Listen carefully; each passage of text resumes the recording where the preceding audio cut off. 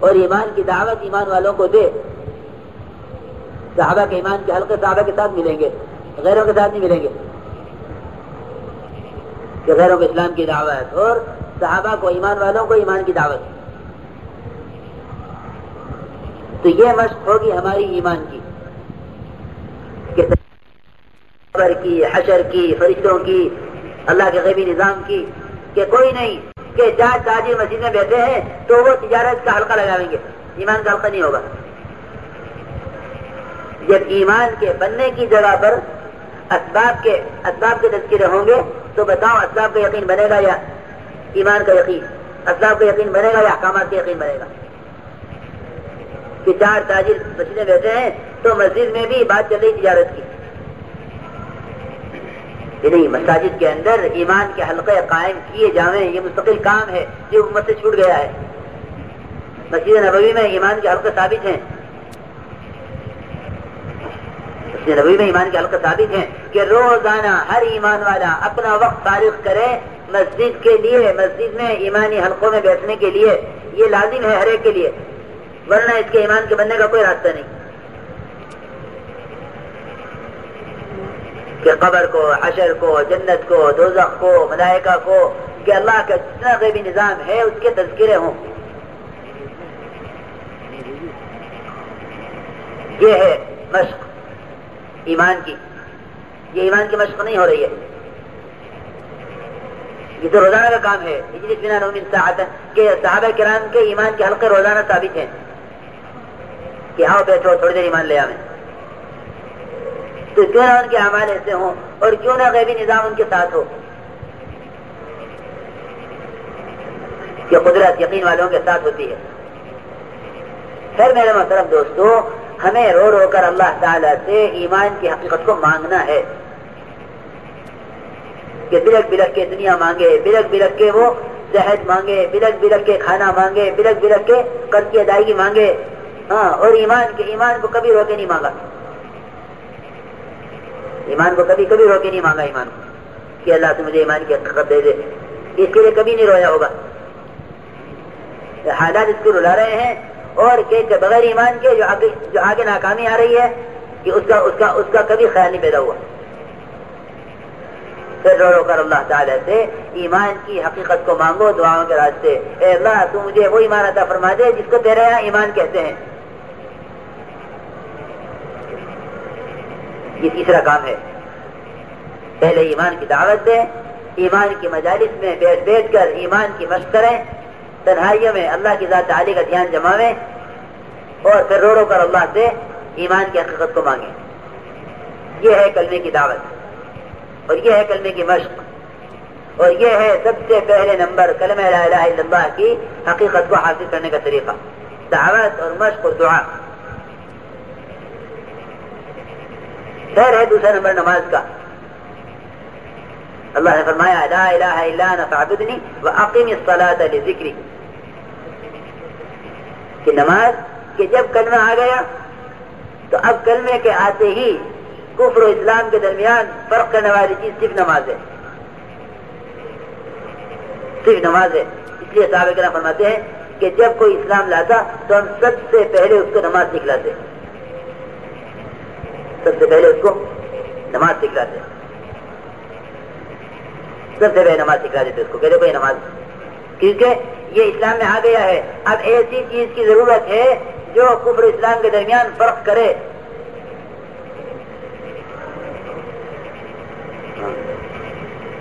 کیسا ہوتا ہے نا کہ بھئی کوئی کسی ملک میں چلا گیا کہ بھئی اب تمہارے لیے یہاں اس ملک کے لیے کوئی علامت ہونی چاہیے کہ آپ یہاں کے ہیں. کہیں کی شہریت مل گئی تو اس کو سب سے پہلے کہ وہاں کا کوئی نہ کوئی ایسا کارڈ ملے گا کہ یہ یہاں کا ہے. تو صحابہ کرام سب سے پہلے نماز سکھلاتے اسلام میں آنے کے بعد. کہ کوئی مسلمان ہوا کہ سب سے پہلے نماز سکھلاؤ اسے، کیونکہ اس کے علاوہ کوئی فرق کرنے والی چیز نہیں ہے کفر اسلام کے درمیان. کفر اسلام کے درمیان فرق صرف نماز کا ہے. اس کا مطلب یہ ہے کہ مشرک، اللہ کو نہ ماننے والا ہر اچھا کام کر لے گا، ہر اچھا کام کر لے گا لیکن نماز نہیں پڑھے گا. مسلمان کہ اس سے ہر برا کام ہو جانا ممکن ہے، لیکن مسلمان نماز نہیں چھوڑے گا. یہ مطلب ہے کفر اسلام کے درمیان فرق کرنے والی چیز نماز، کہ مسلمان ہر برا کام کر سکتا ہے لیکن نماز نہیں چھوڑ سکتا، اور غیر ہر اچھا کام کر سکتا ہے لیکن نماز نہیں پڑھ سکتا.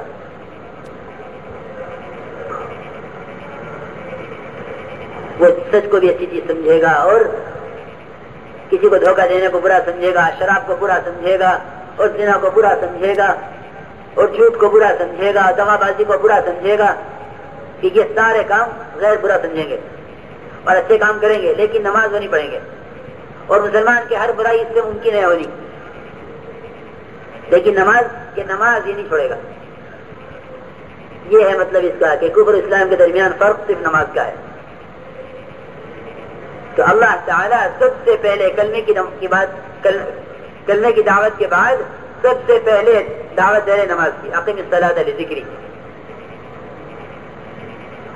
کہ ہمیں نماز کی دعوت دینی ہے. کس لیے؟ کہ ہمارے اپنے اندر نماز کی حقیقت آ جائے. یہ مقصد ہے نماز کی دعوت کا، کہ نماز کی دعوت دو اس لیے کہ میرے اپنے اندر نماز کی حقیقت آ جائے، کہ یہ تو پانچوں وقت میں چاہے، اس کی تو پانچوں وقت میں ضرورت ہوگی. مؤذن صرف فجر کی اذان نہیں دے رہا ہے، صرف فجر کی اذان ہوتی ہے پھر پانچوں نمازیں پڑھ لو، نہیں، ہر نماز کے لیے اذان، فجر کے لیے بھی، ظہر کے لیے بھی، عصر کے لیے بھی، مغرب کے لیے بھی، عشاء کے لیے بھی، کہ پانچوں نمازوں کے لیے اذان ہو رہی ہے. کیوں؟ کہ ہر نماز پر دعوت دینی ہے تاکہ میرے اندر جو ترقی ظہر کی نماز کی دعوت سے ہوئی ہے، اب عصر کی نماز کی دعوت میں عصر میں ظہر سے زیادہ ترقی ہو. دعوت کی ترقی کے لیے ہے نا، اس تعارف کے لیے تو نہیں ہے کہ بے نمازیوں کا نماز کی خبر ہو جائے. اذان اعلان نہیں ہے، اذان دعوت ہے. اذان اعلان نہیں ہے، اذان دعوت ہے. اذان کے بعد کی دعا میں اذان کو دعوت تامہ کہا جا رہا. لوگ سمجھتے کہ اذان ہے کہ جو پڑھے اس کے لیے اذان، کہ نہیں، اذان تو ساری امت کے لیے اعلان، ساری امت کے لیے دعوت ہے. حی علی الصلاح، حی علی الفلاح، کہ آؤ کہ چلو کامیابی کی طرف بڑھو نماز کی طرف بڑھو، کامیابی کی طرف، کہ مکمل دعوت دے رہا ہے مؤذن. تو یہ دعوت تامہ ہے. تو عرض یہ ہے میرے دوستو کہ ہم نماز کی دعوت، جتنی نماز کی دعوت دیں گے نماز میں ترقی کے لیے ہوگی. یہ نہیں کہ نماز کی دعوت بے نمازیوں کے لیے سمجھے. اگر بے نمازیوں کے لیے سمجھے گا تو جب یہ بے نمازی نماز کا انکار کریں گے تو یہ دعوت دینا چھوڑ دے گا. بھائی ہم نے تو کہہ دیا ہے، ہماری تو ذمہ داری پوری ہو گئی. تو ایک دفعہ، دو دفعہ، تین دفعہ سب کہہ کے پھر نماز کی دعوت دینا چھوڑ دیں گے، اور یہ امت نماز چھوڑ دے گی. امت نماز چھوڑ دے گی کیونکہ نماز کی دعوت چھوڑ دی. کہ نماز کی دعوت پر وہ قائم رہے گا جو نماز کو اپنی ذات کے لیے دعوت دے گا، نماز میں ترقی کے لیے. کیونکہ نماز کا تو کوئی منتہا ہے نہیں، اور ایمان کی تو کوئی حد ہے نہیں. کہ بھائی نماز کی انتہا کو ہم پہنچ سکتے ہیں؟ یہ کبھی نہیں. اور ایمان کی انتہا کو پہنچ سکتے ہیں؟ کبھی نہیں. تو پھر تو دعوت دیتے رہو جہاں تک چلا جائے. تو دعوت اپنی ذات کے لیے ہے، وہ کلمے کی ہو یا نماز کی ہو. اپنے اندر نماز کی حقیقت کو پیدا کرنے کے لیے ہمیں نماز کی دعوت دینی ہے. پھر اپنی ذات سے اس نماز پر مشق کرنی ہے. ذات سے اس نماز پر مشق کرنی ہے. سب سے پہلی مشق نماز پر کہ اس نماز کو علم پر پورا اتارو. کہ نماز عبادات جہالت سے نہ ہو، کہ مسائل کی تحقیق سب سے پہلے، کہ عمل صحیح ہو جائے، کہ وہ عمل صحیح ہوگا جو علم پر پورا اترے گا. اس لیے فرمایا اقیم الصلاۃ لذکری، نماز قائم کر میری یاد کے لیے. میرے محترم دوستو، اللہ کی یاد اس عمل میں آئے گی جو عمل صحیح ہوگا.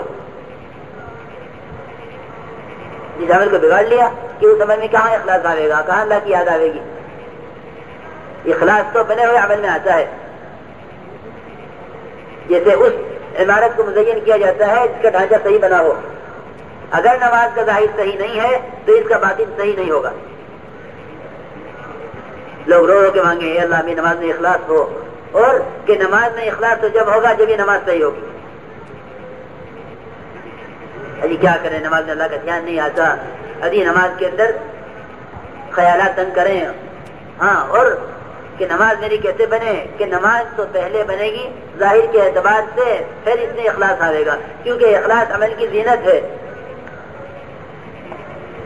اقیم الصلاۃ لذکری, دیکھو یہ فرما رہے ہیں کہ نماز کو درست کرو میری یاد کے لیے, کہ نماز جب درست ہوگی تب اللہ کی یاد اس میں آئے گی, ورنہ بگڑے عمل میں اخلاص نہیں آتا. بگڑے عمل میں اللہ کا دھیان نہیں آتا.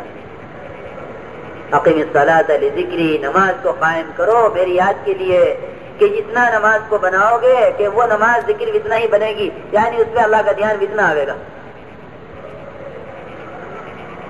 اس نے تو رکوع سجدے بگاڑ لیے اور عمل کا کوئی تعداد نہیں, ایڑی اس کی وضو میں سوکھی رہ گئی کہ کوئی بات نہیں, کہ ویل ویل للعقاب من النار, کہ جہنم کی ہلاکت ہے ان کے لیے کہ جن کی نماز میں ایڑیاں وضو سے سوکھی رہ گئی اور انہوں نے کوئی پرواہ نہیں. کہ عمل تو ہو گیا نہیں, قرآن کہہ رہا ہے لیبلوکم ایکم احسن عملا, اچھا عمل, اچھا عمل. اکثر عملہ کہیں نہیں ملے گا, اکثر عملہ نہیں, احسن عملہ. کہ بہت نوافل, بہت فرائض, بہت حج, بہت روزے, کہ عمل کے ڈھیر لگا دیے لیکن علم پر پورا نہیں آیا عمل. تو اس کا عمل کہ اس کا عمل کہ اس کا عمل ہی اس کے لیے بد دعا کرے کہ اللہ اس نے مجھے بگاڑا ہے. اس لیے علم کو, عمل کو علم پر پورا لاؤ, کہ دین کو سیکھو. مشائخ جو ہے دین کو سیکھو علماء سے, اور مسائل کو پوچھو علماء سے. کہ نماز کی پہلی مشق ہے, یہ مشق نہیں ہوتی بلکہ وہ رکوع کیا رکوع کرنے والوں کے ساتھ, سجدہ کیا سجدہ کرنے والوں کے ساتھ. میرے محترم دوستو, جھکنا رکوع نہیں ہے, جھکنا رکوع نہیں ہے, اور ماتھا ٹیکنا سجدہ نہیں ہے, بلکہ جھکنا اور رکوع کرنے میں بہت فرق ہے. جھکنا تو کسی بھی طرح ہو جائے گا. ایک آدمی سر لٹکائے ہوئے ہے وہ بھی جھکا ہوا ہے, ایک کمر چڑی کیے ہوئے وہ بھی جھکا ہوا ہے, ایک کمر کو اٹھائے ہوئے وہ بھی جھکا ہوا ہے. رکوع کو رکوع بنانا ہے, کیونکہ یہ رکوع عبادت ہے. رکوع عبادت ہے, رکوع جھکنا نہیں ہے. سجدہ عبادت ہے, صرف سر زمین پر رکھنا نہیں ہے. اس کی مشق کرو. ہاتھ کہاں رکھیں, پاؤں کہاں رکھیں, نگاہ کہاں رکھیں, ناک کب رکھیں, پیشانی کب رکھیں, اٹھتے ہوئے ہاتھ کب اٹھاویں, گھٹنے کب اٹھاویں. کہ اپنے جسم کے سارے اعضاء کو نماز کی ترتیب کے پابند کرو, تب یہ عمل ظاہر میں بنے گا.